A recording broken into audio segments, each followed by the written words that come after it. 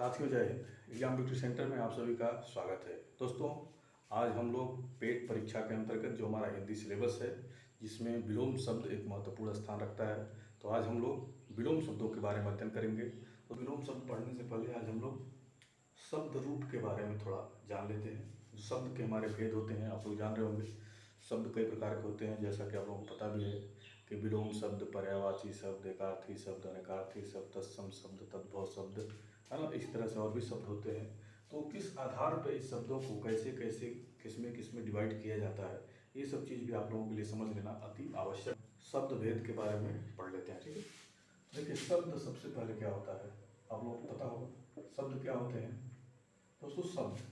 शब्द जो होता है हमारा वर्णों का वह समूह जिसका कोई सार्थक अर्थ हो, है ना। कोई जो सार्थक अर्थ देता हो, मीनिंग प्रदान करता हो, उसे हम क्या बोलते हैं?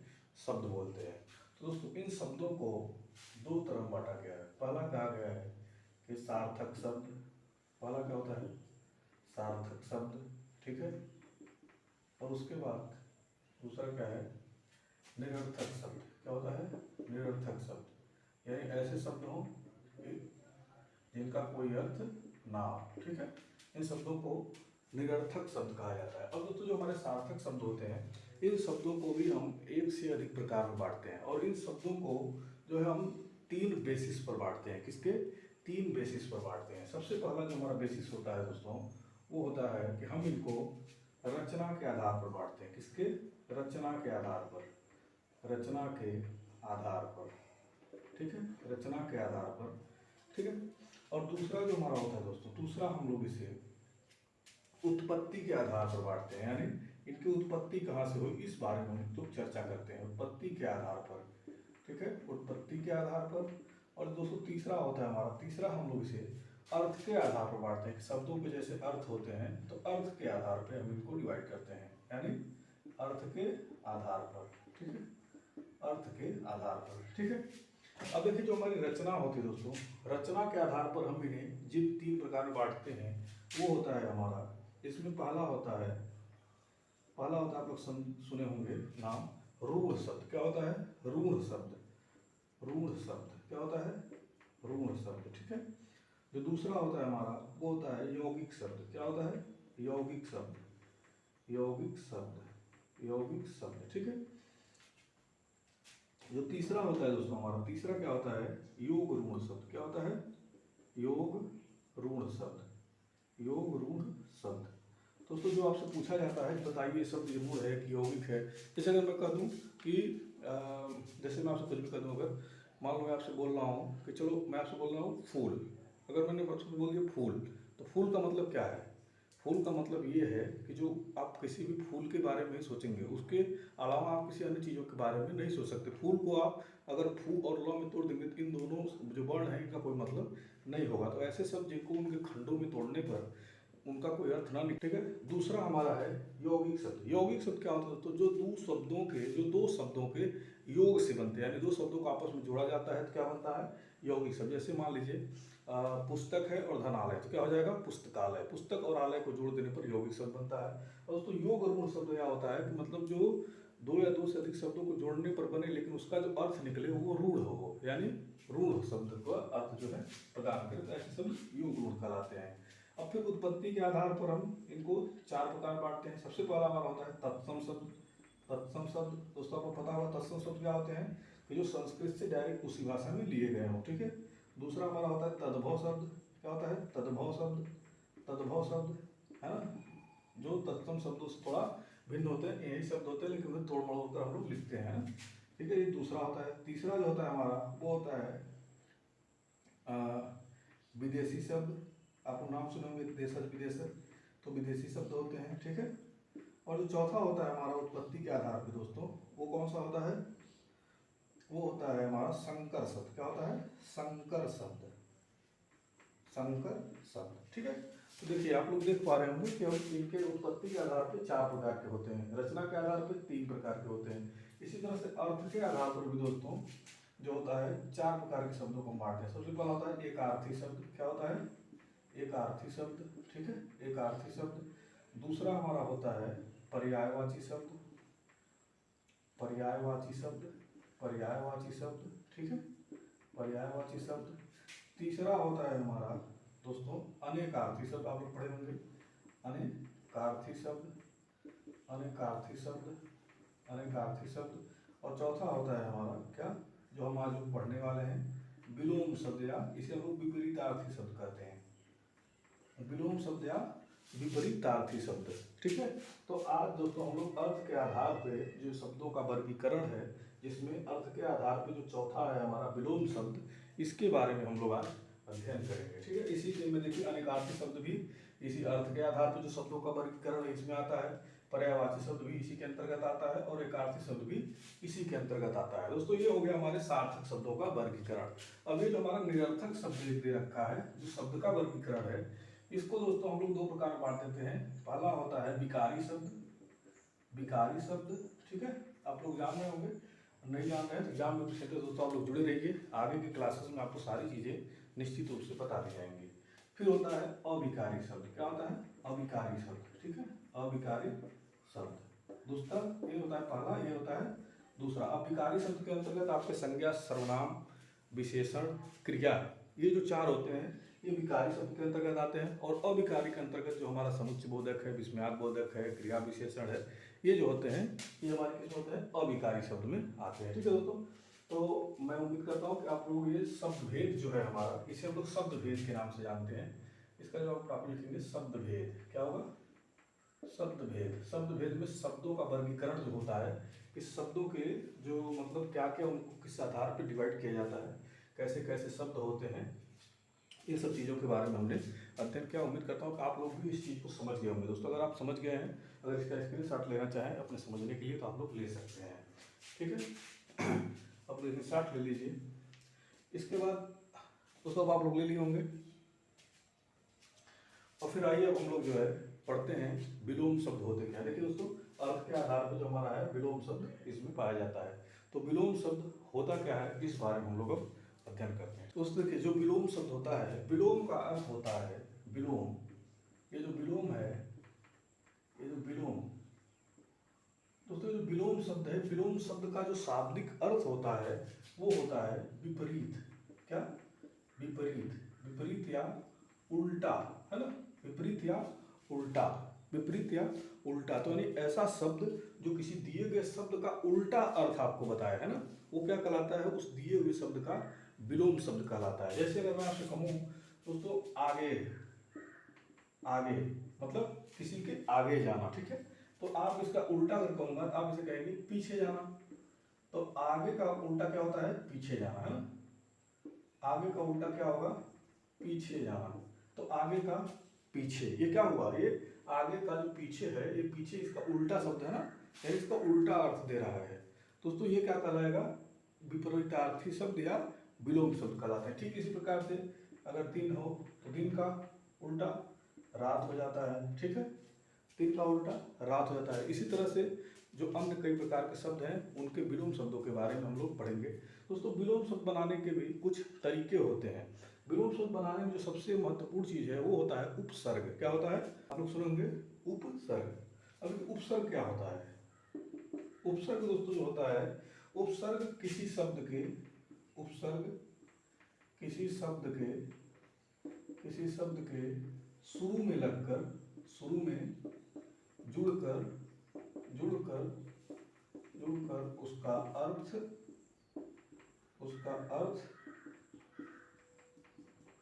परिवर्तित कर देते हैं, उसका अर्थ परिवर्तित कर देते हैं। ठीक है, यानी जो उपसर्ग होते हैं वो क्या करते हैं? किसी शब्द के प्रारंभ में यानी शुरुआत में जुड़ करके उसके अर्थ को परिवर्तित कर देते हैं। तो उसमें जो उपसर्ग होता है ना, विलोम बनाने में, विलोम शब्दों को बनाने में उपसर्ग का बहुत महत्व होता है। उपसर्ग लगाकर हम बहुत सारे शब्दों का विलोम शब्द बनाते हैं। तो आइए हम कुछ उपसर्गों के बारे में पढ़ते हैं। तो मैंने आपसे कहा उपसर्ग जो है लगा करके शब्दों का जो विलोम शब्द बनाया जाता है। तो सबसे पहले अ उपसर्ग, क्या? अ उपसर्ग लगाकर, क्या? अ उपसर्ग, अ उपसर्ग लगा करके जो है हम शब्दों का विलोम बनाते हैं। देखिए कैसे बनाते हैं। जैसे मान लीजिए अगर दिया हुआ है यहाँ पे शब्द, क्या दिया हुआ है? शब्द। शब्द का मतलब क्या होता है? सिविलाइज्ड, है ना? अगर कोई असभ्य है, अगर इसके पहले आप असभ्य लगा देंगे तो क्या हो जाएगा, असभ्य हो जाएगा। और देखिए इसका विलोम क्या होता है, असभ्य होता है। ठीक है, तो अ उपसर्ग लगा के भी जो है विलोम शब्द बनाया जाता है, सभ्य से असभ्य। ठीक है, इसी तरह से अप उपसर्ग लगाकर भी जो है विलोम बनाए जाते हैं। जैसे देखिए यहाँ पे अगर है यस, क्या है यस, तो इसका क्या हो जाता है, अपयस। क्या हो जाता है, अपयस हो जाता है। ठीक इसी प्रकार से अगर है मान, तो मान का क्या हो जाता है, अपमान हो जाता है। ठीक है, इसी तरह से अगर देख लीजिए यहाँ पर अगर उत्कर्ष हो, उत्कर्ष, तो इसका क्या हो जाता है, अपकर्ष हो जाता है ना। तो इस तरह से देखिए अप उपसर्ग लगाकर भी क्या बनाए जाते हैं, विलोम शब्द उपसर्ग लगाकर। जैसे देखिए ये अन है, अन उपसर्ग, अन लगाते हैं कैसे बनता है, अप है अ है, अन लगाते हैं जैसे मान लीजिए देखिए ये होता है आपका उत्तरित, क्या होता है, उत्तरित, तो इसका क्या हो जाता है, अनुत्तरित, अनुत्तरित हो जाता है। ठीक है, अनुत्तरित हो जाता है। इसी तरह से आप यहाँ पे निर उपसर्ग लगाकर बनाते हैं, निर, तो निर क्या होता है, जैसे देखिए अगर मैं कह दूँ आपसे ये है सलज्ज, क्या है, सलज्ज, सलज्ज का क्या होगा, निर्लज्ज होता है दोस्तों। क्या होता है, निर्लज्ज, या आप ऐसे लिख सकते हैं या फिर इसको ऐसे आप लिख सकते हैं, निर्लज्ज। ऐसे देखिए निर इसमें उपसर्ग लगा हुआ है ना।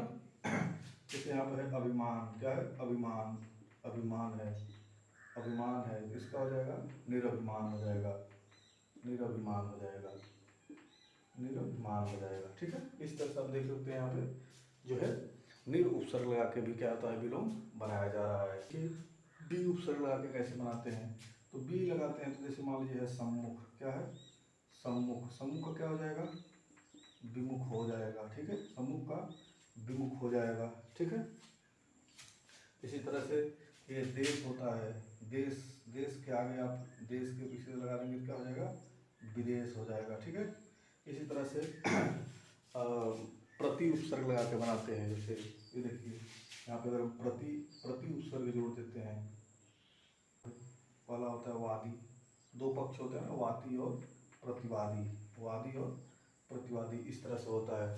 फिर यहाँ पे आप देख सकते हैं जो है हमारा दूर उपसर्ग लगा के भी, क्या, दूर उपसर्ग लगा के भी जो है हम बनाते हैं। ठीक, इसी तरह से अगर कु उपसर्ग भी लगा करके बनाते हैं। इस तरह से इन दोनों को बनाते हैं। देखिए तो कु का देखिए सबसे पहले रहता है सुपात्र होता है, तो क्या हो जाता है, कुपात्र हो जाता है।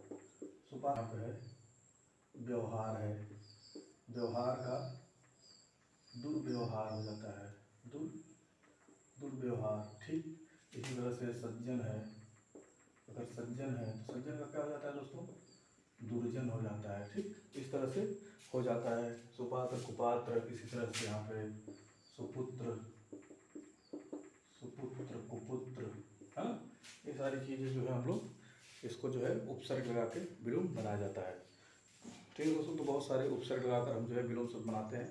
तो आप बहुत ज़्यादा नहीं लिखेंगे, ये जो अ है, अप है, अन है, निर है, बी है, प्रति है, दूर है, कु है, कम से कम इन उपसर्गों का आप जो है प्रयोग आसानी से करिएगा, तो निश्चित रूप से कुछ विलोम शब्द आपको आसानी से याद हो जाएंगे।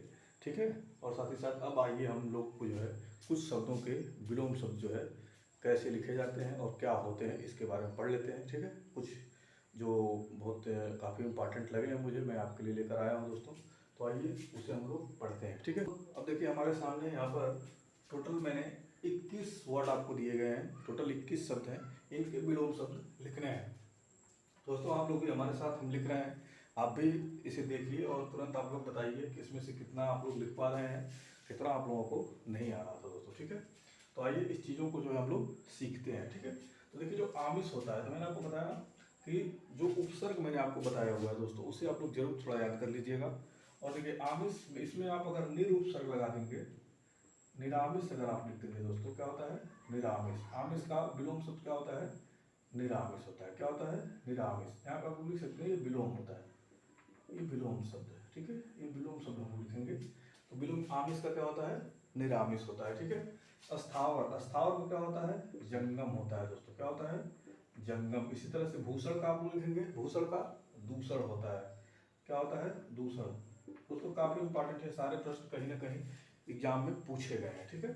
दूसरा इसी तरह से गरिमा, गरिमा का अक्सर लोग गलत करके आते हैं दोस्तों। गरिमा का क्या होता है? लघिमा होता है। क्या होता है? लघिमा, लघिमा होता है, ठीक है।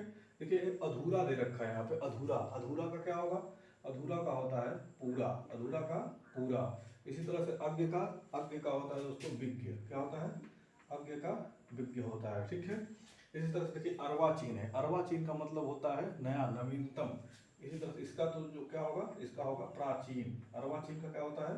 प्राचीन होता है। इसी तरह से दोस्तों देखिए निर्मल है, निर्मल, इसमें पहले ही निर उपसर्ग लगा हुआ है, ठीक है। आप उसे हटाएंगे तो क्या हो जाएगा? निर्मल मतलब जिसके अंदर मल ना हो, यानी पाप ना हो, उसका क्या होता है? उसका हो जाएगा मलिन। क्या हो जाएगा दोस्तों? मलिन। क्या हो जाएगा? मलिन, मलिन, मलिन। इसी तरह से दक्षिण का क्या होता है? दक्षिण का होता है वाम, ठीक है। दक्षिण का वाम, यानी दाया का उल्टा बाया होता है, उसी तरह से दक्षिण का वाम। संग्रह का, संग्रह का मतलब इकट्ठा करना, विग्रह का मतलब फैला देना, ठीक है। संग्रह का क्या होता है? विग्रह। इसी तरह से आइए इधर अथ। दोस्तों अथ जो है पिछली पेट परीक्षा में जो है पूछा गया था, अथ, अथ का विलोम क्या है? तो अथ का विलोम, और साथ ही साथ दोस्तों ये जो है यूपीएसआई के एग्जाम में भी इसका जो है विलोम पूछा गया था। और भी बहुत सारे वर्ड है जो पूछे गए थे, लेकिन ये अभी जो है करंट का पूछा गया था। अर्थ में क्या होता है? अर्थ का होता है इति, अर्थ का क्या होता है? इति। इस तरह से धर्म का क्या होगा? धर्म का होगा अधर्म, धर्म का अधर्म। जागृत का, जागृत का होता है सुप्त, जागृत का होता है सुप्त होता है, ठीक है। इस तरह संभव का क्या होगा? संभव का होगा असंभव।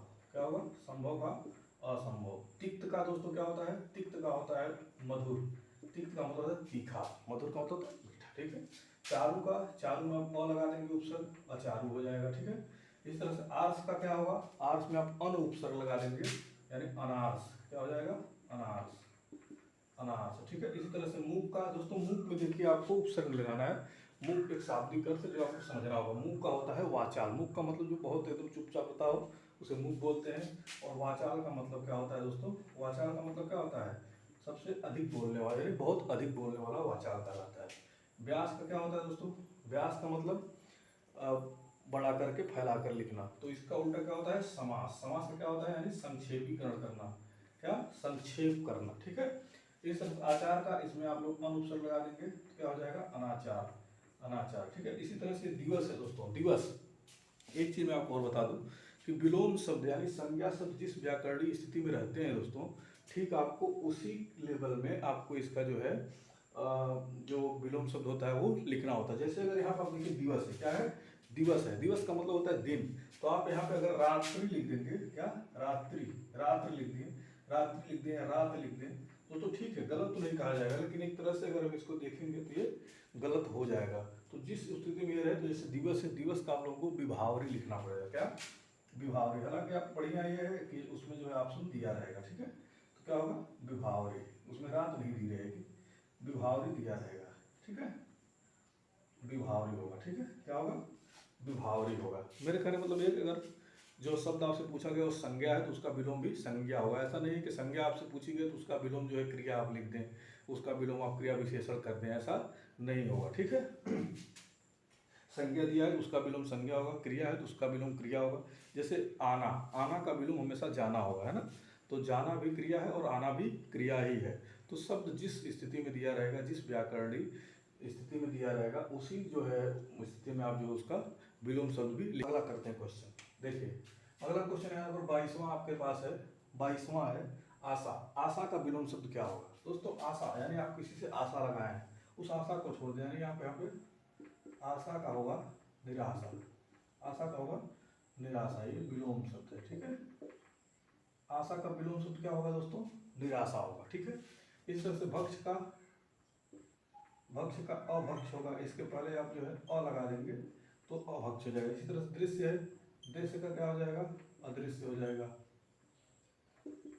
दृश्य का अदृश्य हो जाएगा। इस तरह से करुण का क्या होगा? करुण का जो होता है निर्दयी होता है। क्या होता है? निर्दयी, करुण का निर्दयी होता है, ठीक है। यानी करुण का मतलब जिसके अंदर दया हो, निर्दयी का मतलब जिसके अंदर दया ना हो, ठीक है। आचार का क्या होता है दोस्तों? अनाचार होता है। क्या होता है? अनाचार होता है, ठीक। इस तरह से अनुरक्ति, अनुरक्ति का मतलब क्या होता है? अनुरक्ति का विलोम क्या होगा? अनु है, यहाँ पर आप बी लगा देंगे, क्या? विरक्ति, क्या होगा, अनुरक्ति का विरक्ति। गमन का मतलब जाना, तो उसका जाना को क्या होगा, आना। आना लेकिन इसी स्थिति में आप लिखेंगे, देखिए जिस व्याकरणिक रूप में है उसी व्याकरणिक रूप में इसका होगा। तो गमन का क्या होगा दोस्तों, आगमन होगा। क्या होगा, आगमन होगा। ठीक है, आगमन होगा। इस तरह संपन्न है, संपन्न में आप क्या लिखेंगे, विपन्न हो जाएगा। क्या हो जाएगा, विपन्न हो जाएगा। ठीक, फिर ये अनुराग है, अनु है तो यहाँ पर आप बी लगा देंगे, यानी विराग हो जाएगा। ठीक है, अनुराग का विराग हो जाएगा। अब देखिए 21वां है हमारे पास रसीला। क्या है, रसीला। 31वां है रसीला। रसीला का क्या होगा, नीरस होगा। क्या होगा दोस्तों, नीरस, यानी जिसके अंदर कोई रस ना हो। मौन का क्या होता है दोस्तों, मौन यानी मौन हो, चुपचाप हो, उसका क्या होता है, मुखर होता है। क्या होता है, मुखर होता है। इस तरह से अनाथ का क्या होता है, अनाथ का सनाथ होगा। अनाथ का सनाथ होगा। उत्पत्तिका का क्या होगा दोस्तों, ये भी जो है उत्पत्तिका है, जो आपको अपठित गद्यांश दिया जाता है दोस्तों, जो पेट परीक्षा था उसमें ये उत्पत्तिका के बारे में पूछा गया था। ठीक है दोस्तों, अब की बार जो लेखपाल परीक्षा हुआ था उसमें भी ये उत्पत्तिका का जो है उस अपठित गद्यांश के अंतर्गत इसके बारे में पूछा गया था। तो उत्पत्तिका का विलोम जो होता है दोस्तों क्या होता है, अधिपत्यका होता है। क्या होता है, अधिपत्यका होता है। ठीक है, अति का क्या होता है, अति का अल्प होगा। ठीक, खेचर का क्या होगा, भूचर होगा। खेचर का मतलब आकाश में उड़ने वाला है ना, खेचर का मतलब पक्षी भी होता है। सुधा का मतलब होता है अमृत, तो इसका होगा हलाहल। क्या होगा, हलाहल। हलाहल मतलब विष होता है। ठीक है, आम। अब दोस्तों देखिए फंसाने के आपको आम जैसे, तो आप आम सोचेंगे आम एक फल है। ठीक है, आप यहाँ पे फंस जाएंगे, आम का उल्टा का आप इमली लिख के आएंगे तो ठीक है। लेकिन देखिए आम का मतलब ये होता है दोस्तों कि आम जो है, जैसे नहीं कहते हैं अरे ये आम आदमी है, आम आदमी है, आम इंसान है, नहीं। तो आम का उल्टा क्या होता है, आम का उल्टा होता है खास आदमी। आम आदमी नहीं है बल्कि खास आदमी है। तो आम का क्या होगा, खास होता है, आम का खास होता है। ठीक है, उद्यम का क्या होता है, उद्यम का होता है आलस्य होता है, यानी उद्यम का मतलब काम करना, आलस्य का मतलब बैठे हो, भैया काम नहीं होगा। ठीक है, रित का क्या होगा दोस्तों, रित का होता है अनृत होता है। ठीक है, ठीक है दोस्तों, तो ये थे कुछ 40 महत्वपूर्ण शब्द जिनको मैंने आप लोगों को बताया। आप लोग भी उम्मीद करता हूँ कि इस चीज़ों को काफ़ी सीखे होंगे दोस्तों, आप लोगों को काफ़ी अच्छा लगा होगा। दोस्तों अगर वीडियो अच्छा लगा हो तो लाइक करिए, सब्सक्राइब करिए और साथ ही साथ में शेयर भी कर दीजिए दोस्तों। और आप लोग एग्जाम विक्ट्री सेंटर से जुड़े रहिए अपनी बेहतर तैयारी के लिए दोस्तों। और यहाँ पर सारी चीज़ें आप लोगों को क्रम वाइज, ऑर्डर वाइज आप लोगों को धीरे धीरे सारी चीज़ें काफ़ी अच्छे तरीके से बता दी जाएंगी, जिससे आप लोगों को टफ भी नहीं लगेगा और सारी चीज़ें हो भी जाएंगी। तो दोस्तों आप लोगों को ये वीडियो निश्चित रूप से अच्छा लगा होगा, उम्मीद करता हूँ ऐसा मैं। और अगर अच्छा लगा हो तो इसे ज़रूर लाइक करिएगा, सब्सक्राइब चैनल को कर दीजिएगा, ताकि जो आगे आने वाली वीडियो आप लोगों तक आसानी से पहुँच जाए। और ठीक है दोस्तों, हमसे जुड़ने के लिए आप लोगों का बहुत बहुत धन्यवाद। और फिर जो है मिलते हैं हम लोग अगली वीडियो में किसी अगले टॉपिक के साथ। ठीक है दोस्तों, तब तक के लिए जय हिंद।